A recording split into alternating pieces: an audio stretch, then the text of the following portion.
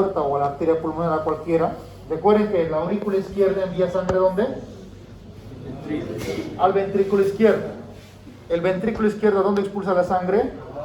A la aorta, etcétera, etcétera, etcétera. Por la aorta, da una vuelta, va a pasar la sangre oxigenada y regresa por las venas cavas, por la vena cava inferior, vena cava superior y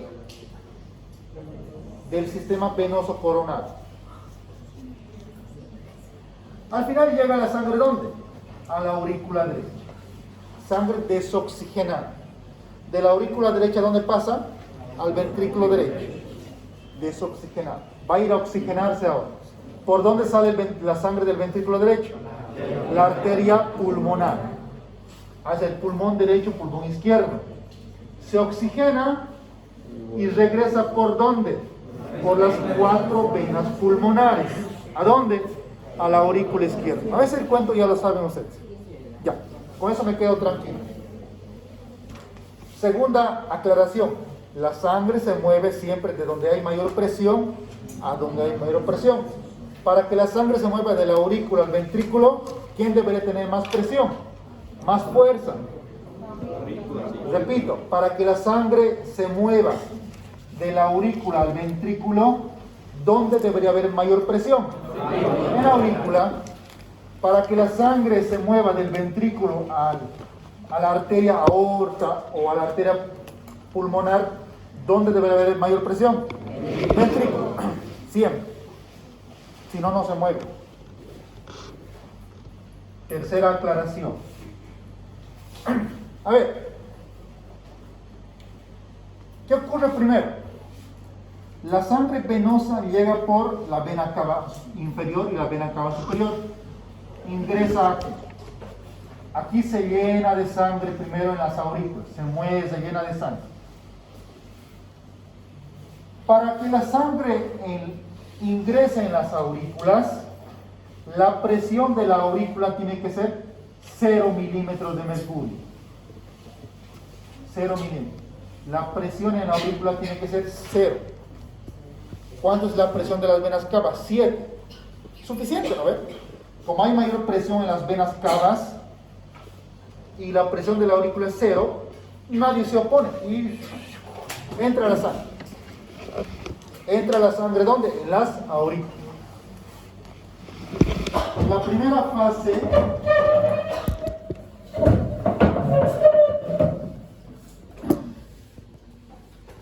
fase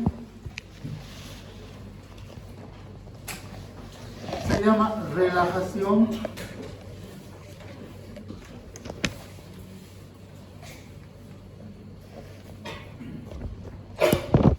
isovolumétrica.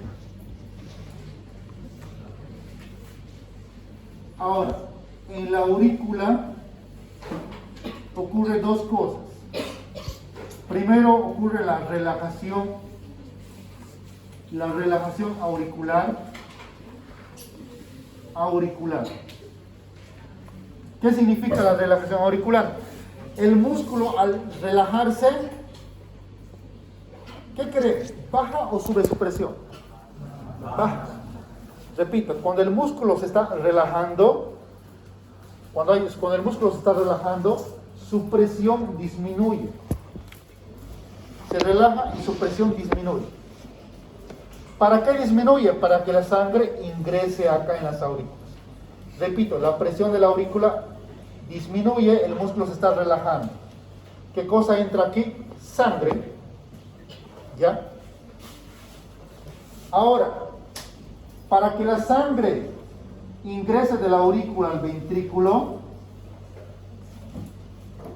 para que la sangre ingrese de la aurícula al ventrículo, aquí está, no sé si lo tengo. No lo tengo. A ver, para que la sangre ingrese de la aurícula al ventrículo, en la aurícula debe haber mayor presión. Y en el ventrículo debe haber menor presión. Pero para que la aurícula abra estas válvulas, para que la aurícula envíe sangre hacia los ventrículos, ¿Qué debe ocurrir primero? Primero se abren las válvulas. Primero se abren las válvulas, así se abren las válvulas. La mayor cantidad de sangre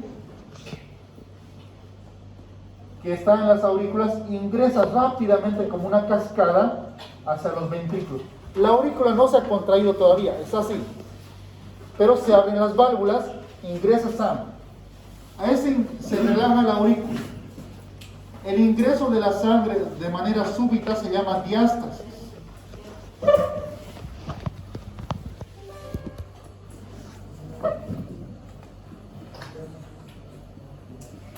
Se abren las válvulas, ¿qué ocurre? La sangre ingresa rápidamente, ¿ya?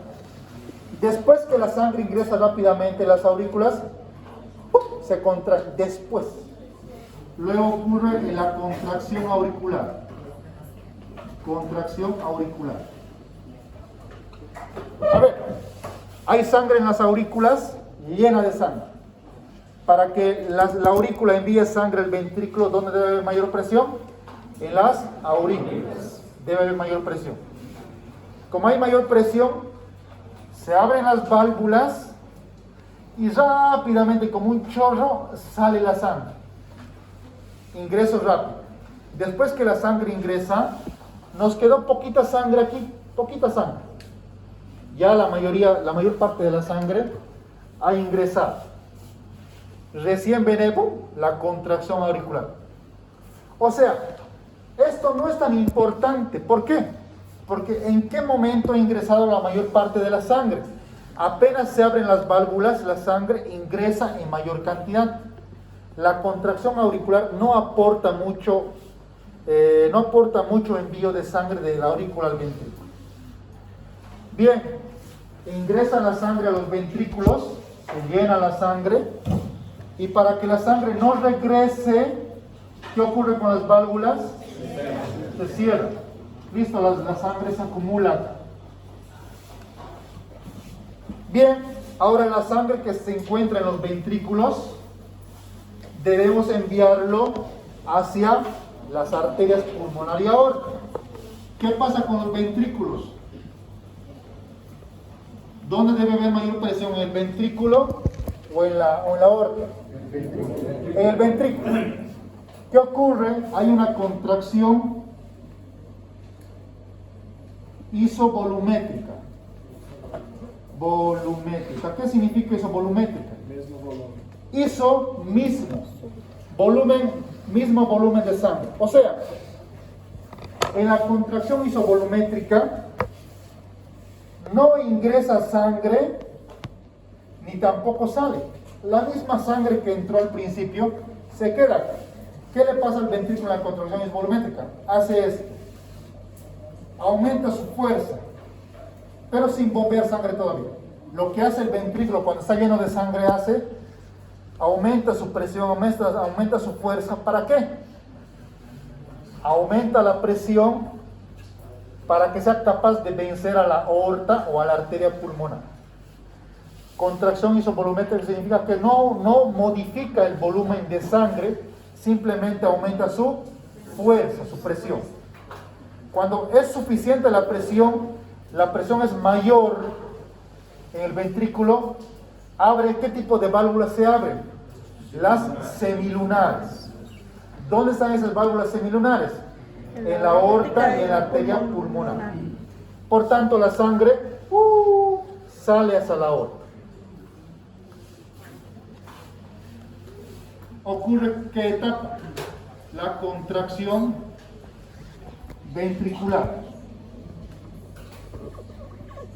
La contracción ventricular ocurre cuando la fuerza del ventrículo ha sido lo suficientemente grande como para abrir las válvulas de la aorta y de la pulmonar y envía sangre.